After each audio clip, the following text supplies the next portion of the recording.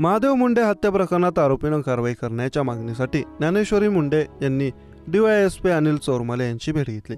तपासाला गती देण्याची मागणी महादेव मुंडेंच्या पत्नी ज्ञानेश्वरी मुंडे यांनी केली। महादेव मुंडे हत्या प्रकरणात आमदार सुरेश धस यांनी वाल्मिक कराडच्या मुलांवर निशाणा साधला होता। ज्ञानेश्वरी मुंडे आणि त्यांच्या मुलांनी DYSP अनिल चोरमाले यांची भेट घेऊन महादेव मुंडे हत्या प्रकरणात तपासाला गती मिळत नसल्याचा मुद्दा उपस्थित केला। महादेव मुंडे यांची 15 महिन्यांपूर्वी परळीत हत्या झाली होती।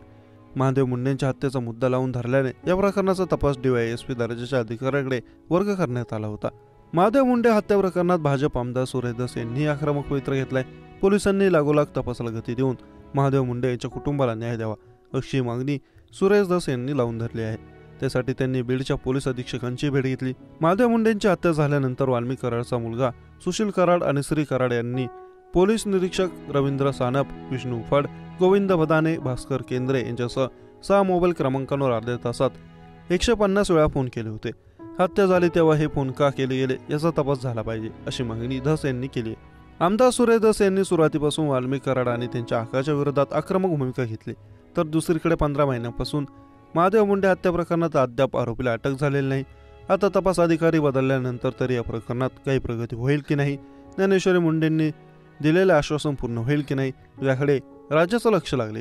जिल्हा पोलीस अधीक्षक कार्यालय बीड येथे जिल्हा पोलीस अधीक्षक नवनीत कावत यांची भेट घेत 15 महिन्यांपासून प्रलंबित असलेल्या महादेव मुंडे यांच्या हत्येचा तपास गुन्हे अन्वेषण विभागाकडे देण्यात यावा अशी मागणी केली।